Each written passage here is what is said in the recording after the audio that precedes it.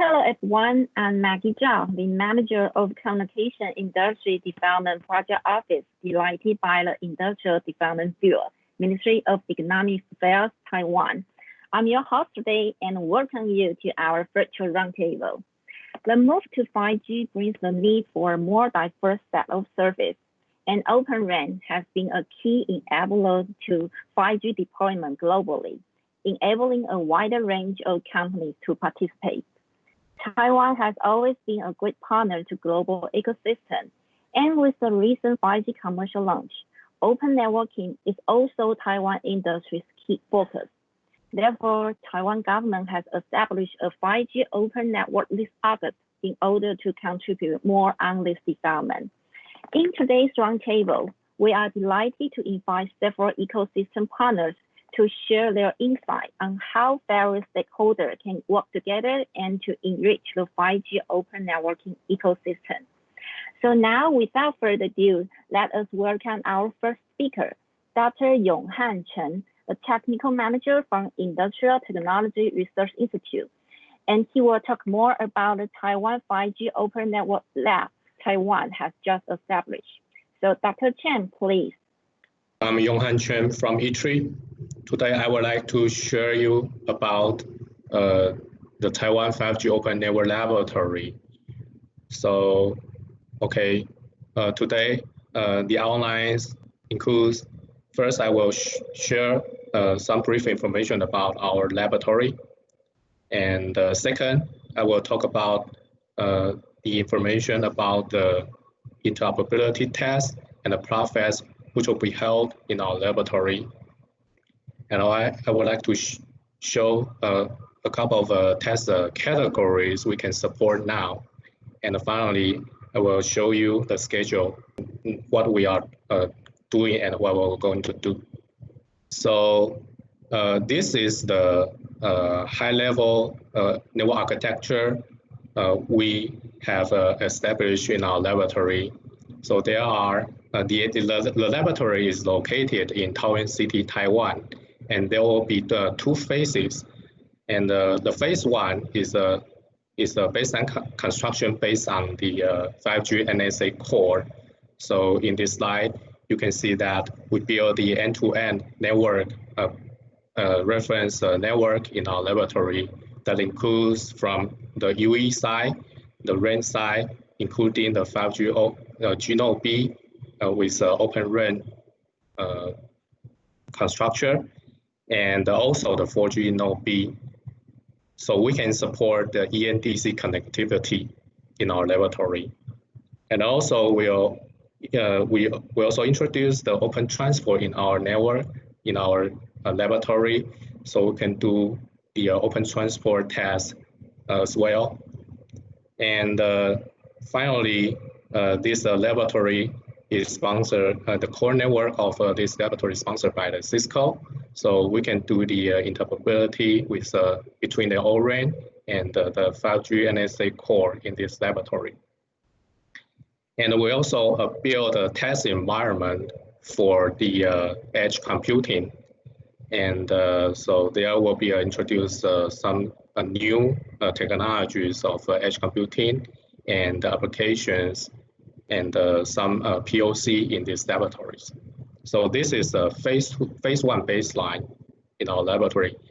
And in next year, in 2021, we'll build the phase two baseline construction in our laboratory.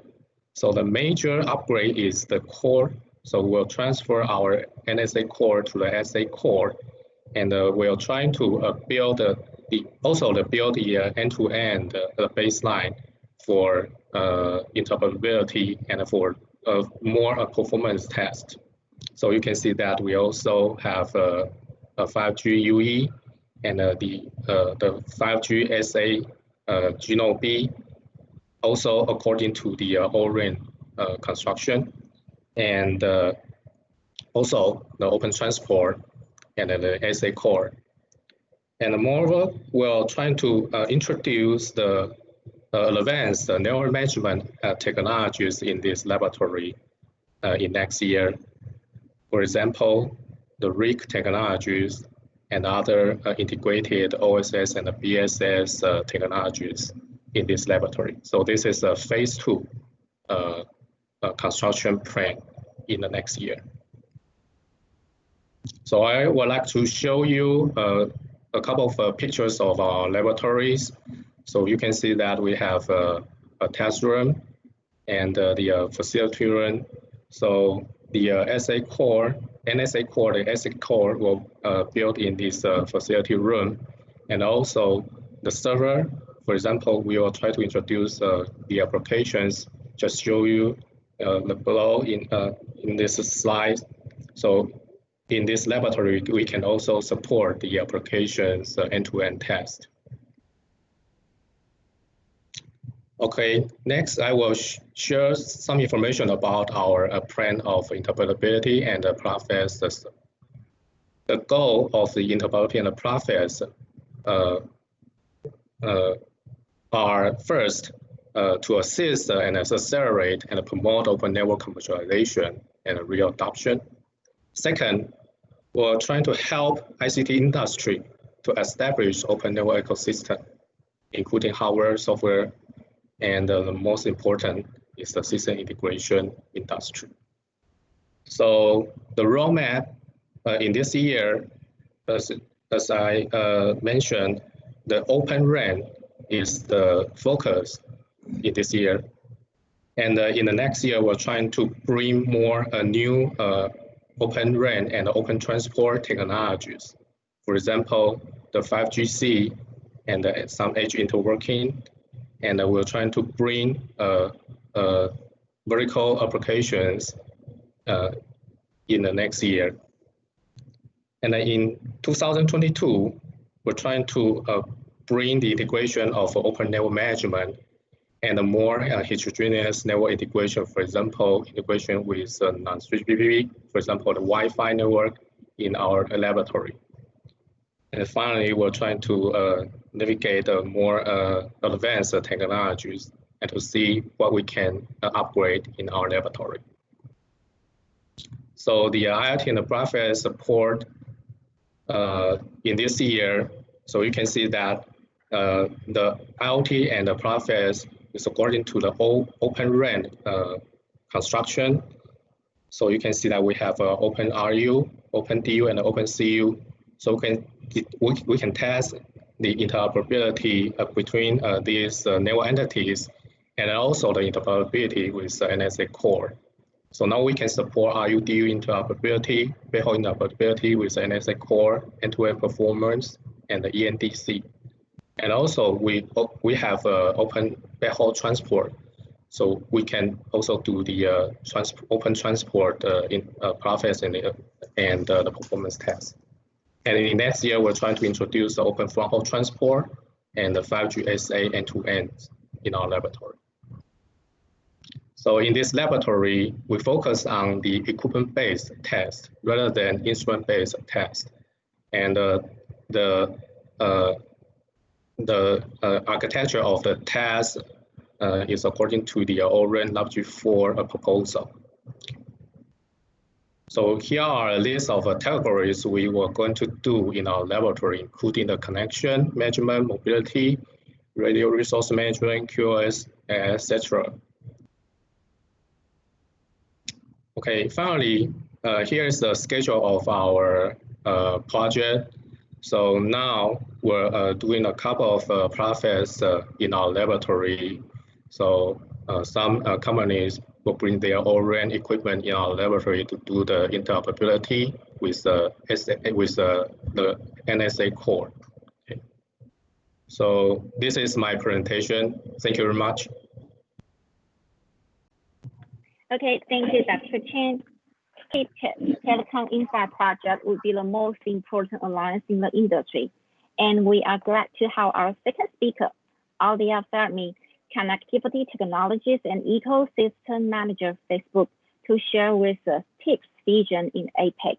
So let's welcome Alia. Hello, everybody. My name is Alia Fermi, and I'm from Facebook. Glad to be here on this wonderful event. And today, I'm going to share a little bit about TIP, its development so far, and last but not least, our vision in APAC. TIP, or Telecom Infrastructure Project, is a global community of companies and organizations that are driving infrastructure solutions to advance global connectivity. Facebook, as one of the active members in TIP, working together with the community members to promote and accelerate the development, testing, as well as the deployment of open, disaggregated, and standard-based technology solution. As you can see, our success defined by the deployment of the solution, and our work is enabled by a collaborative approach that create R&D economies of scale, while at the same time providing the diversity of skill that building open disaggregated network require. The effort in advancing connectivity will push more and more people online and unlock additional connectivity use cases. I think this event will help contribute to the global GDP growth, up to $4 trillion by 2030, as reported by McKinsey in the recent study. The need to get a better connectivity is growing, and COVID-19 has also reinforced the need for connectivity. As a result, more and more infrastructure need to be built to support or strengthen the growing demand for connectivity. Let's take a look on the challenge. I think the challenge is quite obvious as you build this infrastructure to enhance the connectivity, as well as to support the emergence of the new use cases or new experience. You will need to build a broader, better, and deeper network. And by doing that, the additional capital expenditure and operational expenditure are required. In the APAC market, I think even globally, we know that ARPU to offer the telecommunication services is getting lower and lower, while the cost to roll out the telecommunication network is not getting any much lower, even higher in certain cases. This has put a lot of pressure and barriers for operators around the globe to upgrade or to roll out more telecommunication infrastructure to ensure they can deliver a good and a quality network and services. So at TIP, we have working with our community member, which consists of operator member, technology partner, silicon provider, and many others, to define and solve this problem in a collaborative way.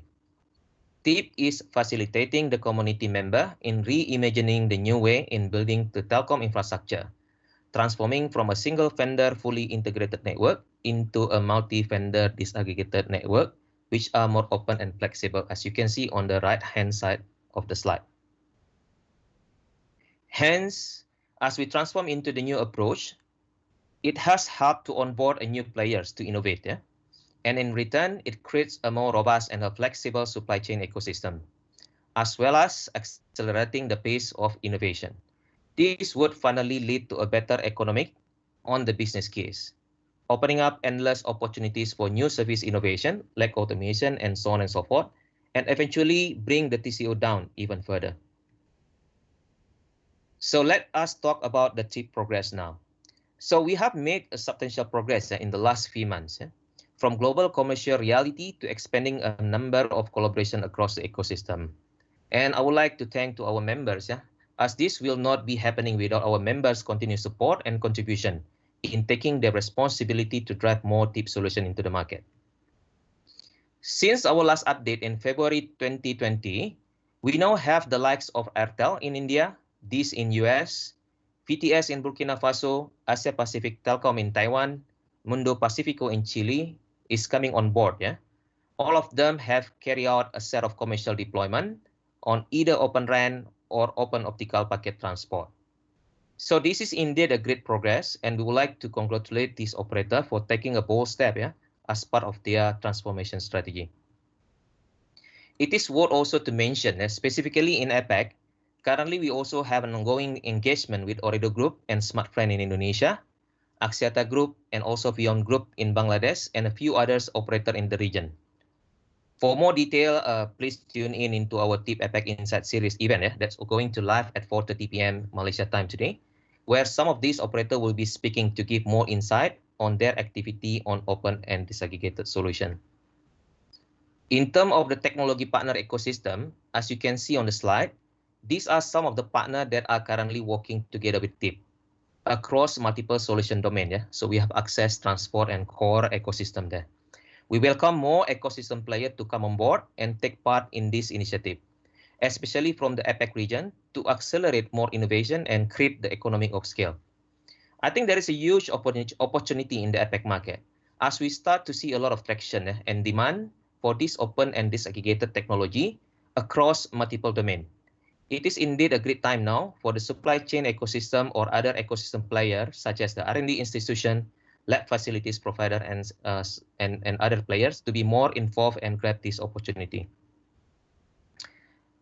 We also see that the role of the community lab in the region is getting more crucial to improve the ecosystem awareness and accelerate the product development. This lab also serves as a platform to validate the technology and product integration, so it can help to further accelerate the deployment and push a quality product into the market. In APAC, so far we have built 3 TIP community lab to carry out this mission. The latest edition is in Indonesia, which is the 14th lab in the globe, where we collaborate with all of 6 domestic operators and other local ecosystem players, such as the Telkom University and many others, to do the product integration testing that are directly integrated with the operator's environment. Moving forward, we see that some countries in APAC, like Taiwan and few others, have an ecosystem readiness that can further support the development of open and disaggregated technology in the region. I think specifically in Taiwan, E3 has played a quite important role in promoting the 5G open network ecosystem for the local ecosystem to take part in this initiative. We also hope to see more operators adopting this technology, of course, as we see in Taiwan and the region, following up on the APT, Asia Pacific Telecom, which already take one step ahead in choosing this aggregated solution for the scale deployment of their 5G mobile network. This engagement would certainly create more demand and in return, create opportunities for local suppliers to onboard and grow, as well as create a path for them to compete on the global stage and enrich the ecosystem. Therefore, in the future, our vision is to further expand and strengthen our cooperation and collaboration with the regional ecosystem player, and work together with them to address the regional need for open, disaggregated, and standard-based solution.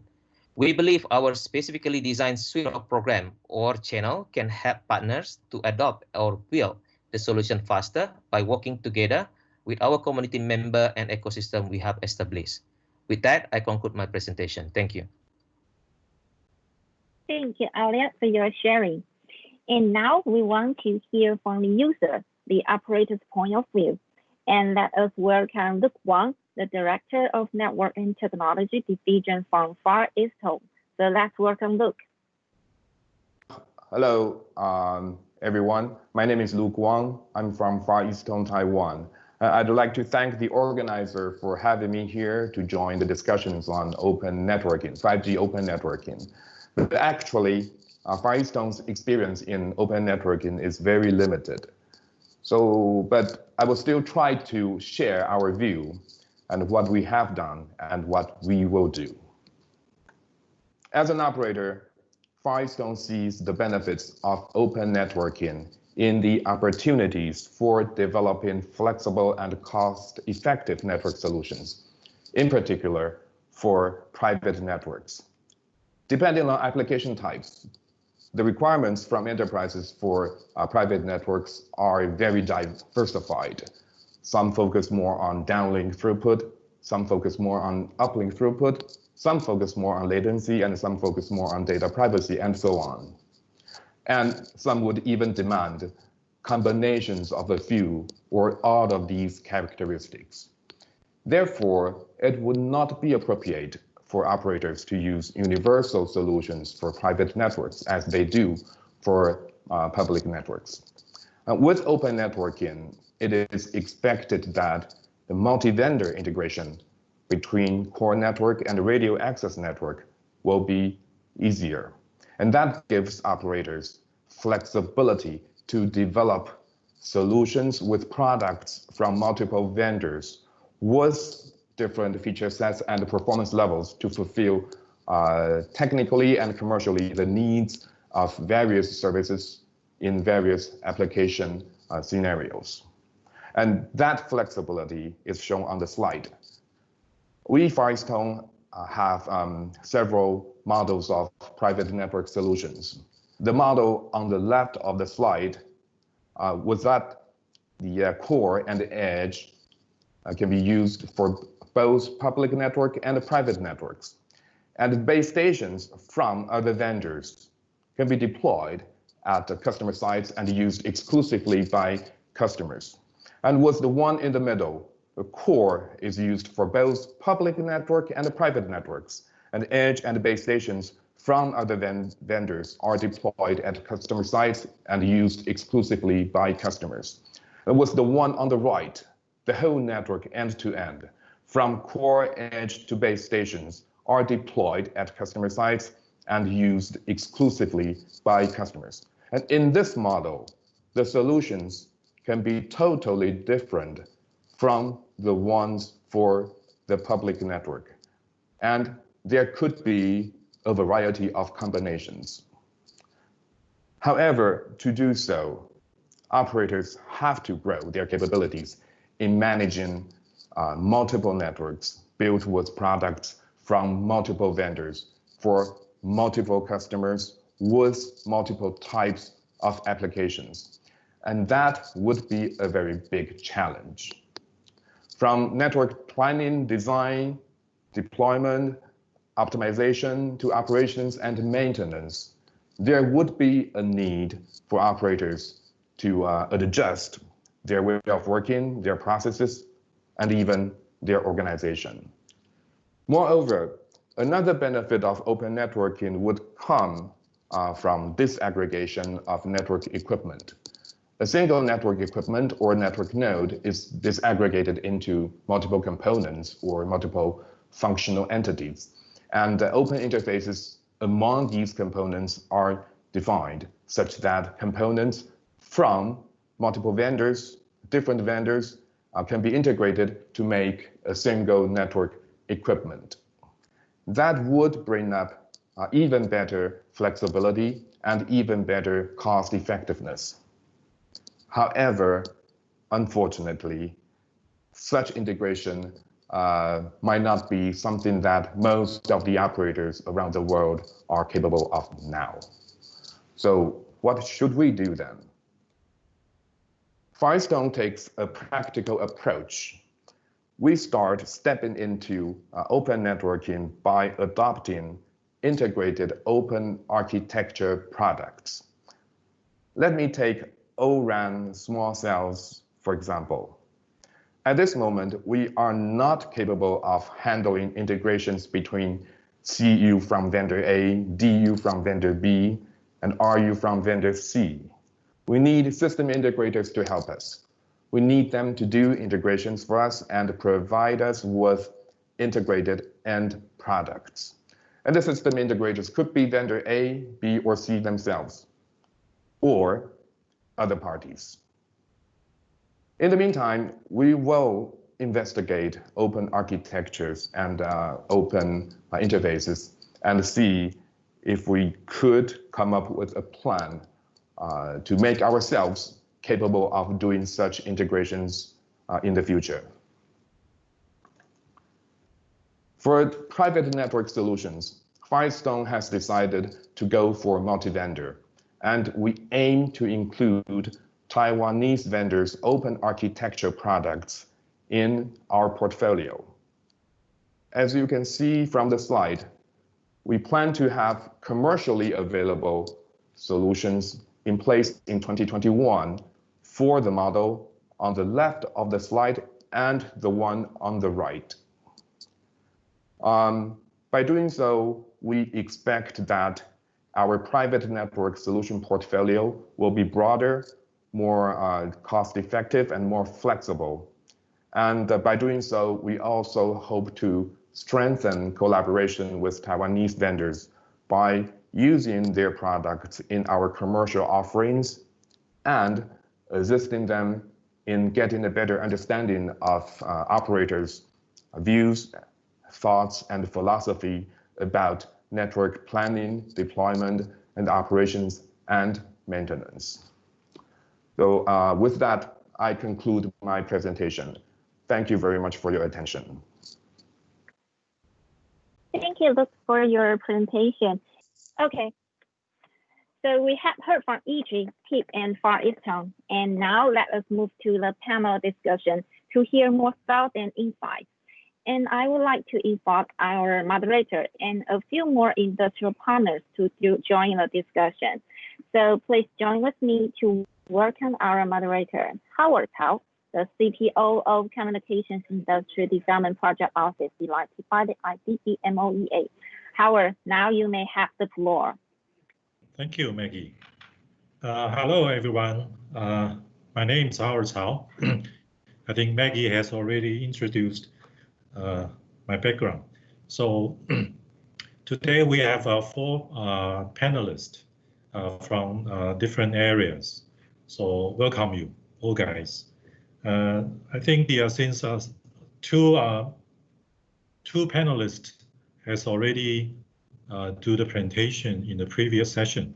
So they introduced themselves already. So, but I want to invite 2 of the new panelists, which is Robert from Cisco Taiwan and David from Foxconn. So probably you can introduce yourself a little bit. Robert, please have some word about yourself. Hi everyone, this is Robert from Cisco. I'm the CTO for Cisco Taiwan. Very nice to meet you guys. Thank you. Okay, Dave? Hi, Howard. Yeah, just a minor correction. I'm coming from Foxconn. So nice to meet everyone today and look forward to really interesting discussion. Okay, welcome. Today we have 35 minutes to have these panel discussions. I believe you all got all 4 questions already in your hand, right? So I would like to start the first one. The first question is, what's your suggestion to enhance Taiwan's role in Oren ecosystem to find new opportunities? Okay, as we all can see that the Oren stands for new opportunity, industry opportunities for new vendors or additional vendor, which different from the traditional major equipment suppliers. Okay, so this question I'll refer to Paulia first, and then Dave, and then Luke, and the last one is Robert. So I will invite Aulia. You are the first, so I give the floor to you. Thank you, Howard. Yeah, I think it's a very good question, Howard. Yeah, I think from our eyes, so we see that Taiwan has a complete ecosystem, components, including, has been mentioned just now, right? There's a research center, laboratory facilities, that promoting and provide a platform for the development of the 5G open network ecosystem. I think, as we all know as well, Taiwan also have an operator leadership, yes. So I think if you take a look on APT, yes, so I think they're implementing a scale deployment of disaggregated solution for their 5G network, mobile network, the first in the APAC region, yes. And then I think I hear also from the Far East Zone, I think they're also looking to deploy a similar thing, yeah. So I think not to forget as well, I think Taiwan also has other ecosystem players such as a technology provider, manufacturers, including a supportive governments, who have seen a clear opportunities in the current dynamics, and think through how local player can take part and ultimately can contribute to the nation economic growth. I think there are a couple of things that can further enhance Taiwan's role in the ecosystem. I think number one maybe is a clear policy framework, either from the regulator or from the internal operator itself, that can support the local supplier to grow in the local market, So I think I hear just now from the Luke, right? So I think there is an aspiration is actually to work together with a local supplier, to address the private network. I think that was a really good idea. It's really good policy to grow the local supplier, local ecosystem, right? So I think this can help to nurture and create a path, in gaining a credibility, and therefore make it easy to compete in the global market, And I think the second point I think that I would like to highlight maybe providing the right incentive, for the new player to embark on this new ecosystem. I think we need to work together to provide the right incentive, so they can actively participate in creating and pursuing the opportunities, because the opportunities is clear. We see a lot of traction. So I think, from TIP itself, actually, we work together with a lot of the operator member that looking forward into this deploying the open and disaggregated solution. And I think number third, to collaborate with the global industry organization or consortium, such as Oren Alliance, and other consortium like TIP, maybe, to get access to the global and the standard resources, to build a compatible product and help them for their go-to-market strategy. And this is also at the same time opening up an access to a wider market. So because, for example, in TIP, we have quite numbers of operators working with us as part of their transformation strategy with the news ecosystem. So I think these are things that are quite crucial to increase Taiwan's role in the ecosystem, in my opinion. Okay, thank you, Alia. Thank you for the feedback. So I hand over the question to Dave from solution provider and the manufacturer of the Oren system. Hi, thanks, Howard, and thank you, Itri, very much for this opportunity to get together today. And also I want to thank the previous speakers. Very interesting information to share with everyone today. So I think that I kind of agree with a lot of the statements Alia made, that government leadership role is very important in Taiwan, building up ORAN capability. So I think to that effect, having standardized local frequencies for local networks is very key and important. Like in Taiwan, we have N79 made available. I think another interesting fact just about Taiwan in general is some of the world's largest OEM manufacturers are located here. So the manufacturing capability that's in Taiwan is huge. And a lot of that can now be brought to bear, opening up new markets, like, for instance, the entry into telco, which previously was kind of a triopoly in the RAN area. And so this is making new opportunities for Taiwan OEMs and for Taiwan companies in general. And I think another really great thing in ORAN opening up in Taiwan is working through organizations like TIP and ORAN. We're able to work with global industry partners like Robert's company. So it's a very, very good opportunity for Taiwan to become more and more in a global nature. So I think I'll keep it kind of short, but I think those are some of the real big opportunities and role that Taiwan can play both globally and locally. Okay, thank you. Okay, thank you for the feedback. Okay, Luke, from a telco point of view, can you give us some words? Thank you, Howard. I think Alia and David have talked a lot, which all of them are very good points. So I would only like to add two. The first one is that the Taiwanese manufacturers, they are working on development and manufacturing of 5G small cell, ORAN small cell now, right? And I guess many of them would see Taiwan as a test bed or a trial field for them, right? Before they get themselves ready to go to global market, right? So from that perspective, telcos, operators in Taiwan would be a good collaboration partners for them.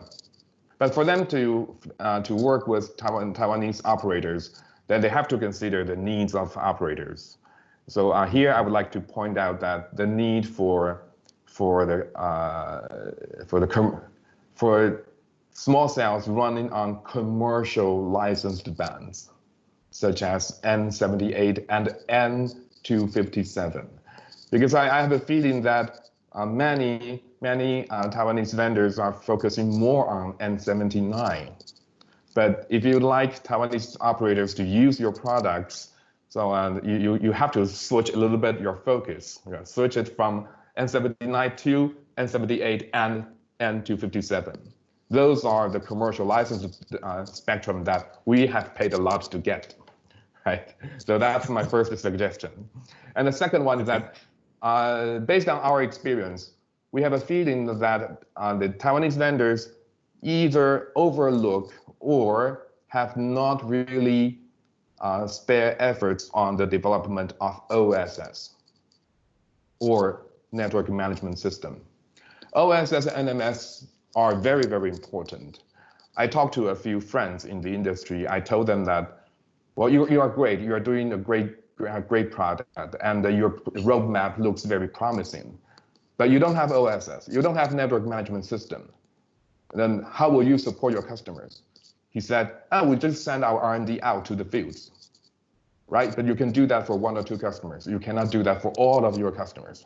So you need to provide a tool to your customers or to your SIs, such that the experts on your customer sites or SIs can use your tool to troubleshoot, to maintain, to operate the networks built with your excellent products.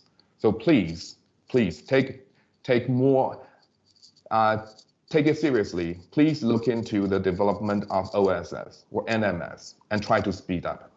Thank you. Okay, thank you, Luke. It's a very honest feedback for all the equipment manufacturers and solution providers. The next, I'll invite Robert to give some from international companies. How do you see this?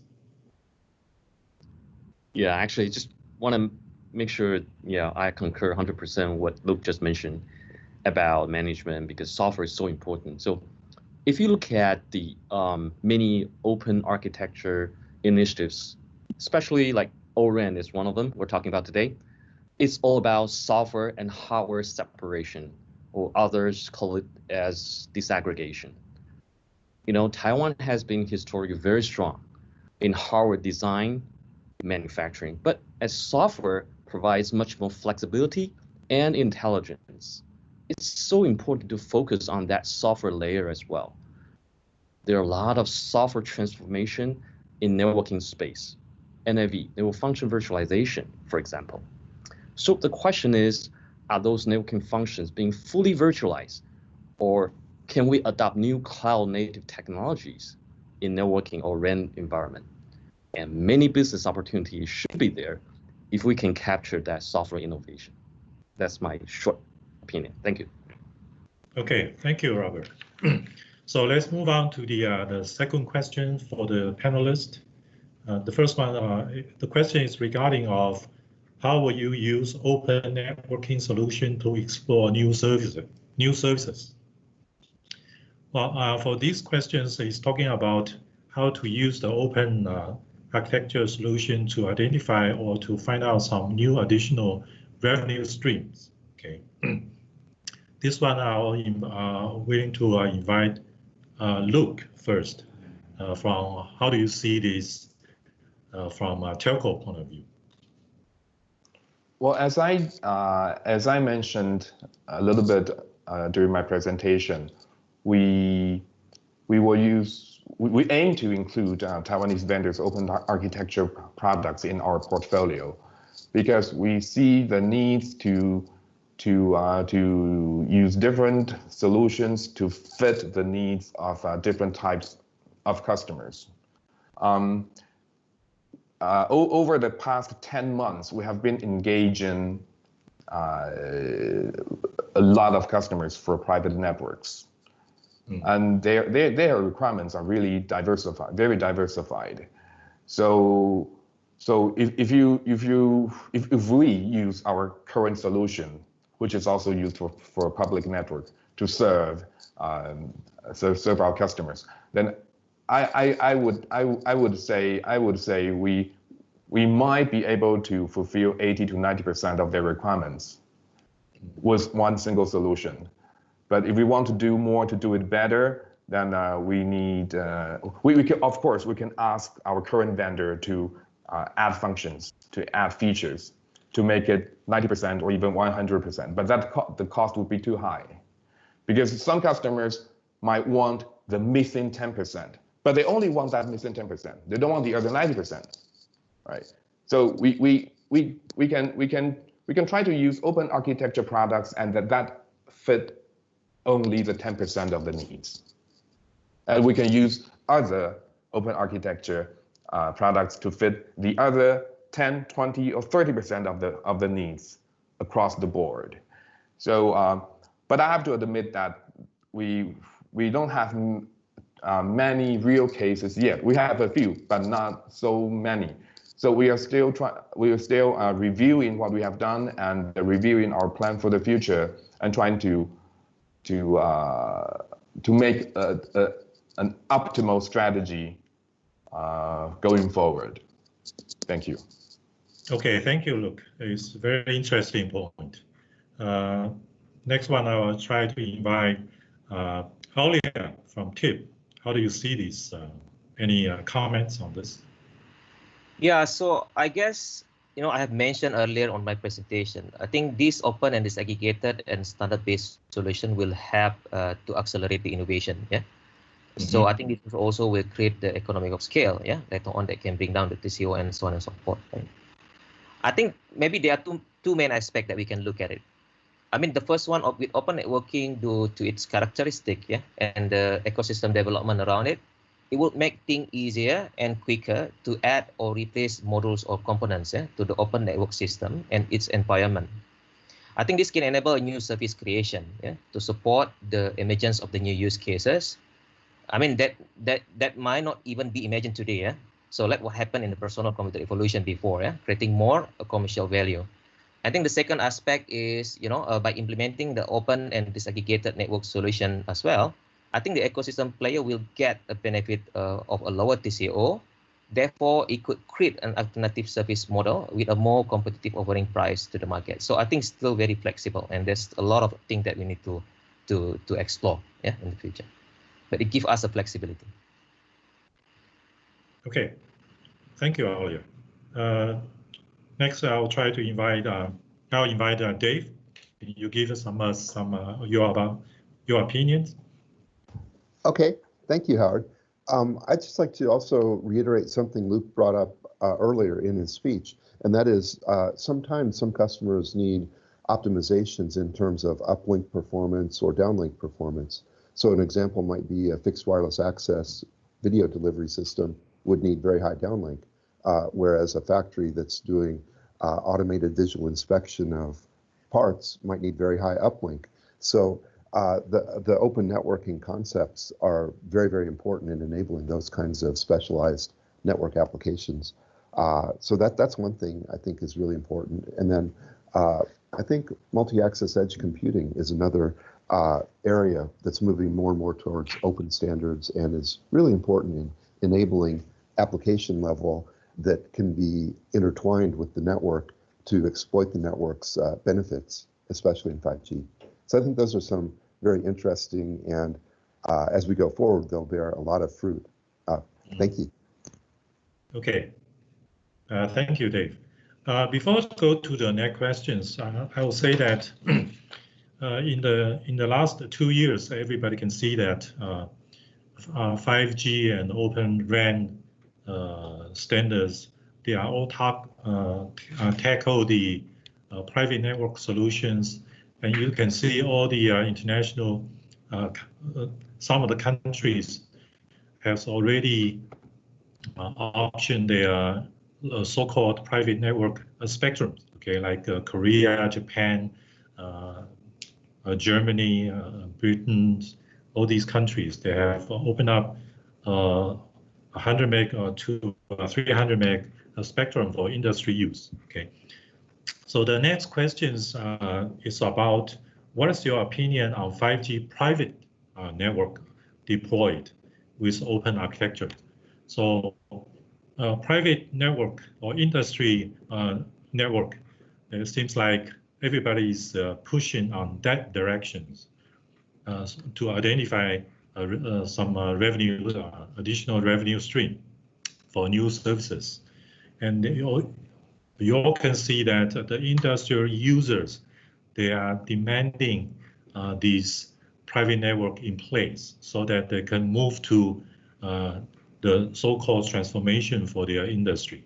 Okay, so by these questions, I will say, let me refer to Robert, Cisco.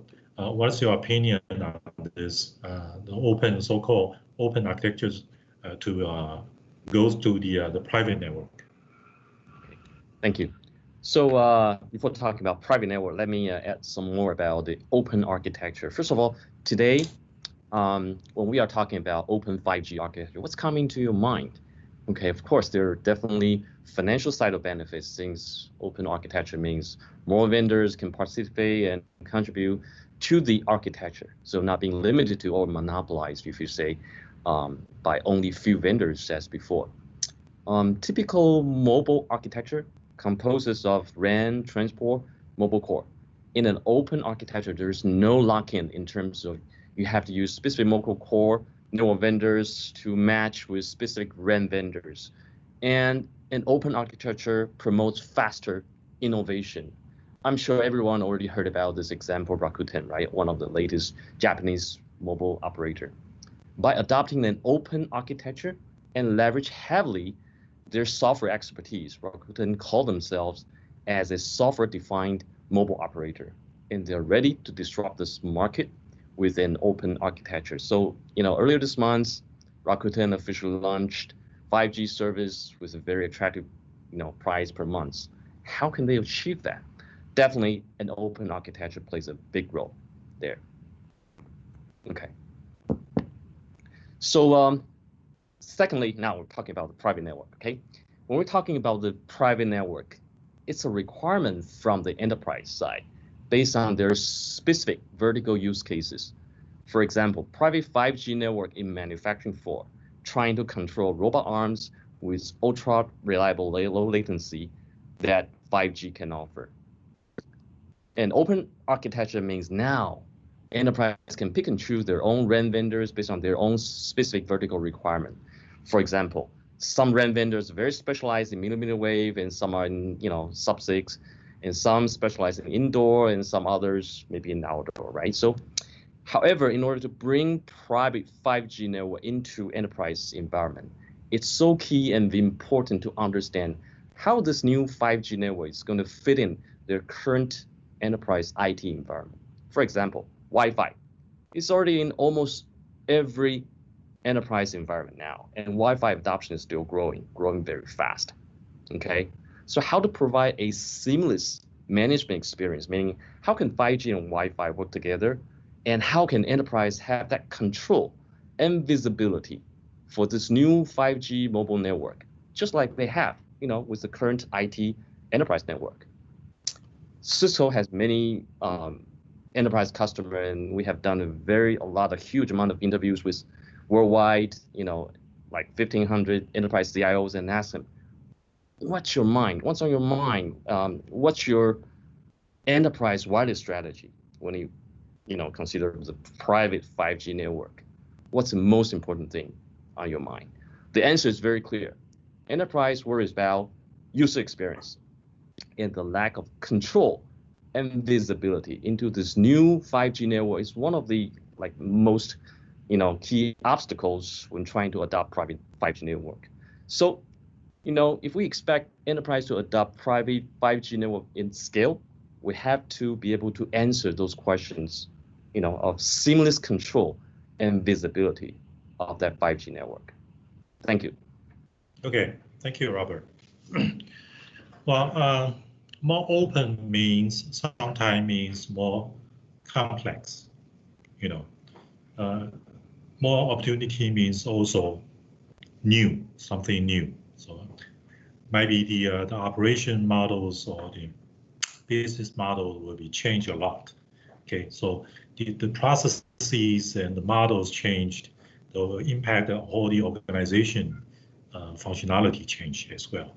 Okay, so since Luke talked about a lot of different angle from telco point of view, so I'll invite Luke to address this. How do you see this? Yeah, my answer to this question will be very simple, short, and straightforward, because the key point of my presentation is that we are going to include Taiwanese vendors' open architecture products in our portfolio for private network solutions. So we will do that. All right. Okay. Thank you, Luke. Thank you. Next, I'll invite Aulia. So what do you see from TIP point of view? Yeah, so I think if we understand the background or motivation, behind those approach is actually quite obvious, which is to achieve more efficiency and flexibility in running the network. I think just now Robert already mentioned, I mean we have seen the likes of Rakuten, in the region, as well as Dish Network currently in the US, So they're building the 5G network deployment.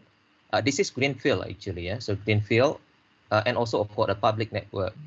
But although they are doing it for the public network, in a way, maybe from my perspective, you can see this is like a large private network, as of now.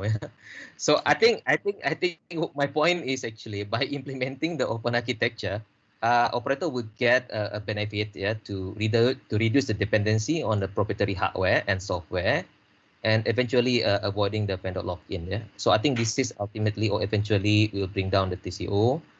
Again, I keep saying is that this is going to accelerate the innovation process, be it on the network side as well as on the service side, So I think you can deploy open architecture for private or even public network. I think the principle is quite the same, cloudification, cloud native, automation, disaggregation between software and hardware, open interface, and so on and so forth. Okay. Thank you, Alia. So let's move on to the question number 4. How can you support development in open architecture system integrators? You see, for the public network, it's quite obvious. There are several major equipment suppliers. You can call them equipment supplier, or you can call them a total solution provider. They are not looking at the equipment implementation, integration only. They do the network optimizations. They have management system to manage all the network elements within the network. They can hear and look the status from the different network elements so that the operation can meet telco's requirement. For private network or open architecture solutions, I don't see many capable total solution provider yet, or capable full-scale system integrator in the market yet, especially in the private network environment. Okay. So how do you see this? How from telco vendors, from solution provider vendor view, from the manufacturing point of view, how you can support or play some role to develop such kind of so-called capable system integrators or a total solution provider, because you are not just looking at the equipment or network equipment itself. There are also billing support, network management support, provisioning support. All these are all related to the network, to the product itself. Okay, so how do you see this? I'll refer this to Dave. You're first. Okay, thank you, Howard. It's definitely a challenge. So when we disaggregate the hardware from software and we open more interfaces so that we can have more vendors participating, there's a lot of benefits that we all know. However, one of the disadvantages is an potential increase in complexity. And so I think that's where, again, open and well-defined standards are very, very key. And we're working closely with some of the larger global system integrators. And I think some of them are very, very active in Oren community and working towards even closely with carriers like we mentioned Rakuten earlier.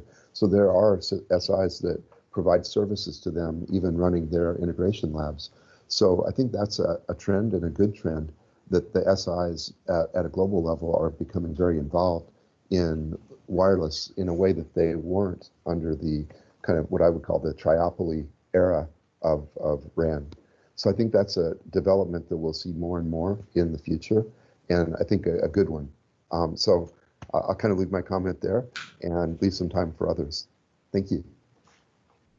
Okay, thank you, Dave. Since TIP is a alliance, right? So you have a lot of members. You are pushing for open standard or open architecture for quite some time already. So what's your catch on this? Usually talking about the system integrator, it has to be domestic. They understand the industry. They understand the customers, end customers. So from your, because you are working on your Open Wi-Fi, Open 3G, 4G LTEs, now is working on the Open 5G architectures. So how do you see this? Does system integrator play a very important role in this open architecture environment?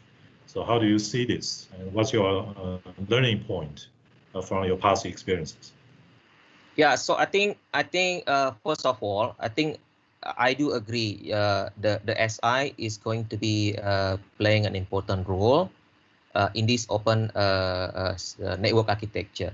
Yeah, because you can imagine number of the permutation of the software and hardware that you need to test, right, to make sure that they can interop, right? So I think as part of the tip, we define this as one of the problem statements. So we have a project group. Specifically is addressing the system integrator. So I think what we are doing is actually we working together with all of the SI in our tip community lab to do a lot of the plug fest, and then in a way that we can also bring them up to the speed. Yeah, how can they really work with all of the open network architecture or open network environment. So I think this is actually one of the way that we are supporting the development of the system integrator, and then we will keep doing that actually, and then establishing the blueprint so we can share it with the other SI whenever they want to come up, and they can just follow. Yeah. Okay. All right. I think our time has been up, so we have to wrap up now. Thank you very much for the panelists. Your opinions from different areas. Excellent. Great. So thank you very much. Now I hand over the floor to Maggie. Okay, thank you, Howard. Thank you, Luke, Robert, Alia, and Dave, and Dr. Chen for your sharing today and give our audience and very fruitful insights and thoughts on how our ecosystem can be more healthy. And due to time limitation that we have to come to the end for our virtual roundtable, a replay of this virtual roundtable will be available shortly. So if you miss any content, you will be able to catch up. And of course, you can always contact us through the GRIP, the event platform for GSMA APAC. So thanks once again to our speakers and audience for taking part. We'll see you next time. Thank you.